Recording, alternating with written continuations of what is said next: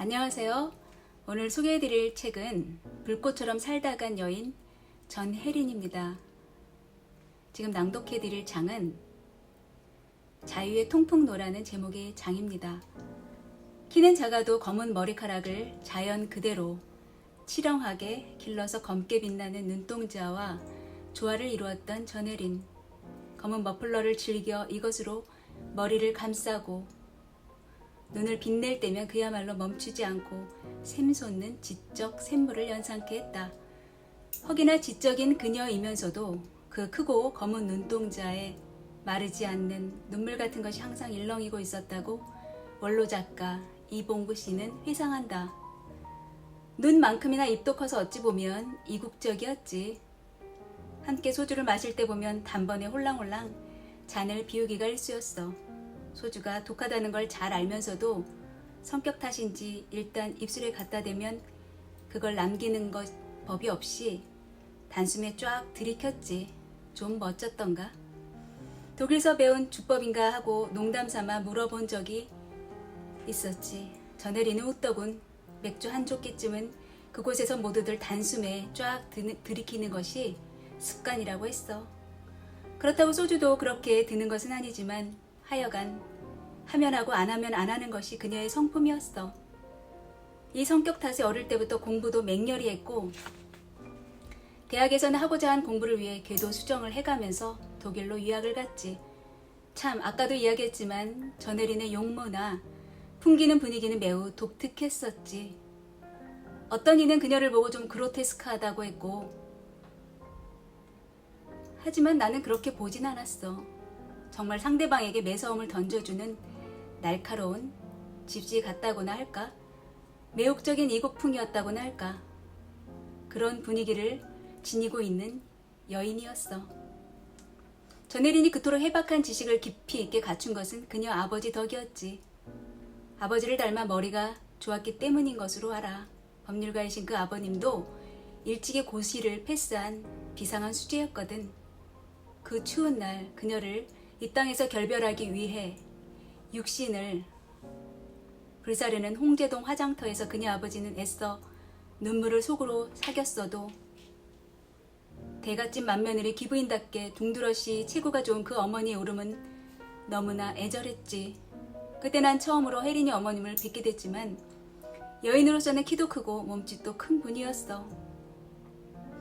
혜린이가 남편 얘기하는 것을 나는 한 번도 못 봤지. 하기야 집안 얘기 같은 건 그녀 성격상으로는 별로 맞지 않는 일이었는지도 몰라. 자주 만나 술을 들면서도 다른 화제가 얼마든지 많아서 그랬을 거야. 문학, 음악, 철학 얘기를 하다가도 문득 단장이나 낙서 같은 메모하기에도 워낙 바빴던 그녀였으니까. 언젠가 단 한 번 나는 그녀의 남편과 서먹한 인사를 나눈 적이 있었지. 내가 술집 은성에서 나오다가 막 그 명동의 문예 서점 앞에서 지나고 있었는데 뜻밖의 전혜린을 만났지 뭐야. 그때 그녀는 부군과 동행하다 말고 나를 만나게 돼서 거리에서 어설픈 인사를 나누었지.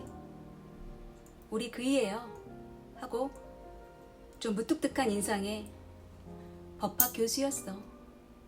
이야기 말소리가 나직나직한 이봉구 씨의 전혜린에 대한 추억은 누가 묻지 않아도 소주잔을 앞두면 절로 상기되는 듯 했다.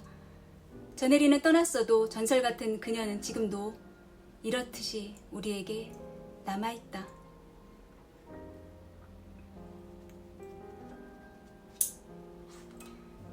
다음은 전혜린의 결혼에 대한 글입니다.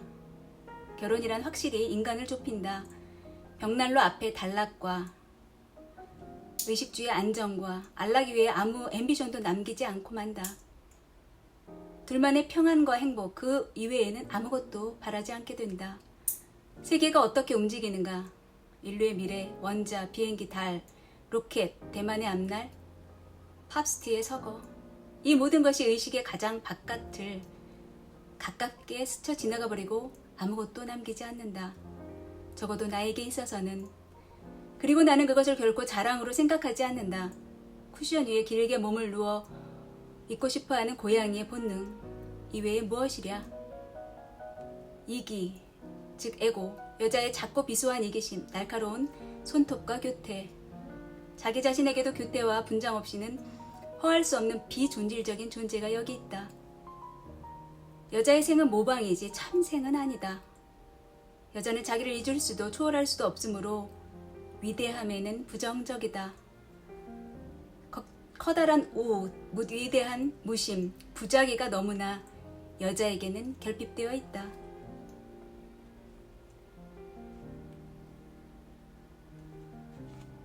결혼 전과 결혼 후에 달라지지 않은 사람이 있을까? 있다면 끝없이 아내의 저주를 감수한 소크라테스 정도가 아닐까 싶다. 이 달라진다는 것, 자아의 동질성을 침식당하는 것이 두려운 나머지 결혼을 포기한 사람들도 많다.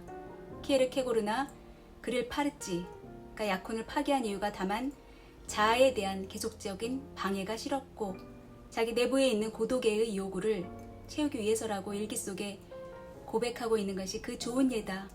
나도 물론 달라졌다. 외적으로 볼 때 일견 큰 변동이 일어나지 않은 것처럼 보이지만 첫째, 나는 시집살이를 해본 적이 없다. 그리고 남편을 받드는 아내도 아니다. 이것은 나의 환경에서 오는 것인지도 모르고 내 천성에서 오는 결함인지도 모른다. 남편을 위한 남편의 생활을 내가 영위하고 있다고 말할 양심은 나에게는 없다. 남편 곁에서 남편과 함께 생활하고 있다고 하는 편이 나의 결혼 생활을 표현하기에 보다 적절한 문구인 것 같다. 내가 확실히 알고 있는 것은 다만 내가 보통대로 결혼해서 아이가 있고 그 아이가 내 마음에 귀엽게 비친다는 단순한 사실일 뿐이다. 후회는 없다. 물론 자랑거리도 못 되지만.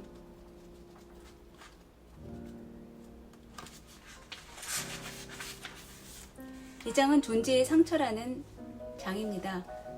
앞뒤가 뒤바뀐 주체와 객체 또는 주관과 객관이 전이되기 일수인 이러한 생의 카오스는 조그만 우연한 일에서도 얼마든지 일어나고 있다. 그녀에게 있어 자유로운 인식이란 번역 문학이나 자신의 지나간 날을 회고하고 있는 따위의 그러한 문학은 결코 아니다. 번역 문학으로서 훌륭했고 신변 잡기처럼 보일 수도 있으나 수필도 차원 높았던 글이다. 그 밖에 문학작품을 철학적인 차원에서 평가했던 평문들이 있었긴 했지만 그녀에게 이러한 모든 것은 항시 부족한 현실에 불과했었다. 그녀는 이 점에 대해 너무나 잘 알고 있었다. 그랬기에 더욱 고통스러워했고 존재의 상처에 대해 깊이 울어야만 했다. 결코 이것이 아니었는데 하고. 왜 그랬을까? 너무나 괴로웠기 때문이다. 자신의 의식이 너무 날카롭게 또는 너무 빈틈없이 우거진 숲의 총림 마냥 눈뜨고 있으면서 그녀 의지를 계속 몰아붙일 때 주어진 현실 또는 운명은 이와 정반으로 나가고 있는 갈등 가운데서 잠시나마 곤두서는 의식으로 잠재워야 했던 것이다. 무섭도록 철저히 자율적인 그녀의 묶임은 순수한 정신적인 자유로움을 획득하기 위한 참된 수단 방법이 되고 있었다. 다시 말해 묶임 뒤에 얻는 향기 높은 자유의 값어치를 찾아가고자 애쓰고 또 애쓴 일생의 연속이었던 것이다. 다음은 마지막으로 전혜린이 좋아했던 헤르만 헤세에 대한 언급을 하는 그런 장이었는데요. 헤세를 매우 좋아했죠. 그래서 전혜린이 가장 사랑했던 동생 전채린에게 보낸 편지에 그 내용이 담겨 있습니다. 채린아, 나에게 즐거움이 있다면 그것은 구름을 보는 것일 거야. 구름, 방랑, 바가봉드, 헤세. 헤세는 나에게 또다시 클로즈업 됐어. 이곳 독일 땅에 와서 그는 여기서 멀지 않은 알프스 산 밑에 루가노라는 아름다운 호숫가에 살고 있지. 서독에도 동독에도 속하지 않는 그런 땅이야. 예의만을 갖춘 나의 편지에 그는 뜻밖에도 최근에 찍은 사진과 그가 그린 그림에 인사말을 써서 보내주었단다. 나의 기쁨을 상상해봐.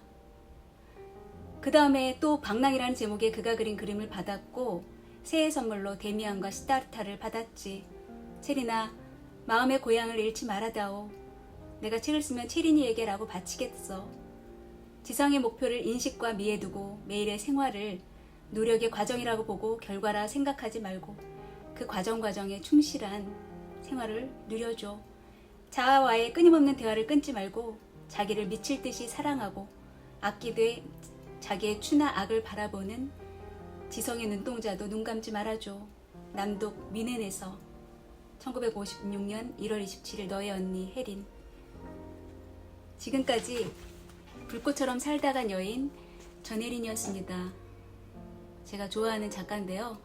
이 전혜린, 천재성을 가진 전혜린, 서울대 법대에서 공부를 하다가 독일어 동문학을 전공하기 위해 독일로 유교 사변이 끝난 직후인 50년대 초반에 독일로 유학을 떠납니다.